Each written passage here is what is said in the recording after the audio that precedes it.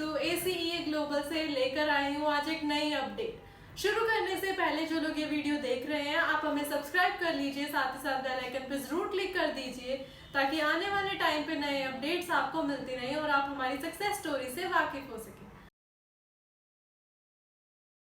आज इस वीडियो में हम बात करेंगे फ्रांस स्टडी वीजा के बारे में। जैसे कि आप सभी को पता ही है कि फ्रांस ने अपनी एप्लीकेशंस ओपन कर दी है फॉर द अपकमिंग इनटेक, जो कि उनके मेजर इनटेक है सितंबर इनटेक, और कुछ यूनिवर्सिटीज के लिए इनके पास मई इनटेक भी अवेलेबल है।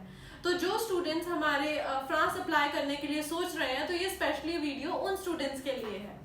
फ्रांस एक बिजनेस हब है, यहाँ पे टॉप बिजनेस स्कूल्स अवेलेबल है, जो स्टैंडर्ड ऑफ लिविंग है, एजुकेशन सिस्टम है वो भी बहुत ज़्यादा एडवांस है, और डिफरेंट जो सिटीज़ है, बहुत सारी सिटीज़ है जहाँ पे मेजर आपको बिजनेस स्कूल्स मिलते हैं, जैसे रेनेस है, पेरिस के अंदर खुद अपने बहुत सारे मेजर स्कूल्स हैं। इसके अलावा आउटर जो हमारे ला रोशेल हो गया, तो बहुत सारे ऐसे बिजनेस स्कूल्स अवेलेबल है अलग अलग सिटीज़ के अंदर।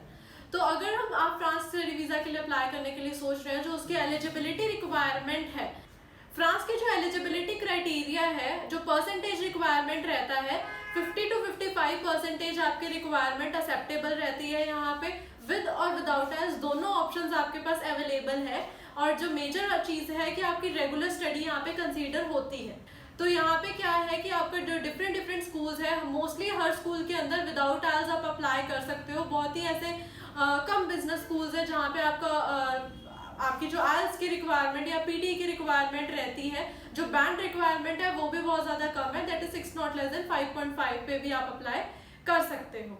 वहीं अगर हम बात करते हैं यहाँ पे हमारे कौन से हमारे यहाँ पे बिजनेस स्कूल्स अवेलेबल है, जैसे कि पेरिस स्कूल ऑफ बिजनेस है, अमेरिकन बिजनेस स्कूल है, स्केमा बिजनेस स्कूल है, एम नॉर्मेंडे हो गया, EMLB हो गया।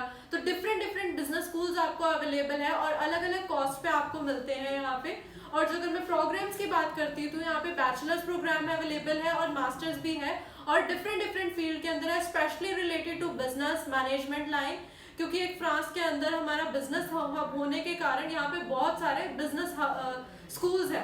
तो यहाँ पे जो मेजर कोर्सेज है वो आपको बिजनेस रिलेटेड ही मिलते हैं। और मैं मास्टर्स की बात करती हूँ तो अब अलग अलग स्पेशलाइज के अंदर आपको मास्टर्स मिलती है।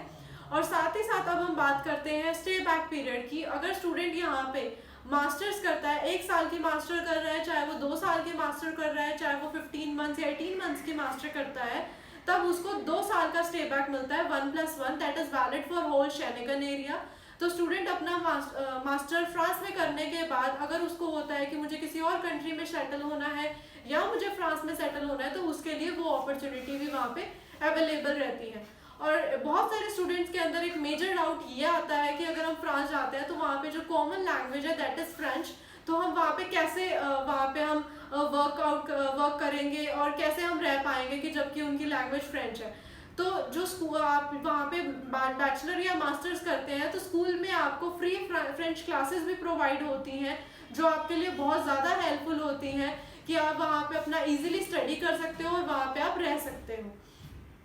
अगर आप फंड्स रिक्वायरमेंट की बात करते हैं तो फ्रांस के अंदर आपके 12,000 यूरोज लिविंग एक्सपेंसेस के वे से आपको दिखाने पड़ते हैं यहाँ पे, और रिकमेंडेड रहता है कि आप अपने फादर मदर या फिर आप ग्रैंड पेरेंट्स के अकाउंट में दिखा सकते हैं, वो आपके स्पॉन्सर हो सकते हैं।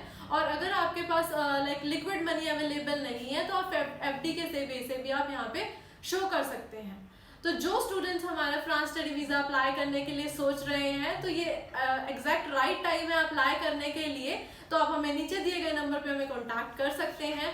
और अगर आपको ऑनलाइन 1-on-1 काउंसलिंग चाहिए तो भी आप हमें कॉल करके अब हम अरेंज करवा सकते हैं। Thank you.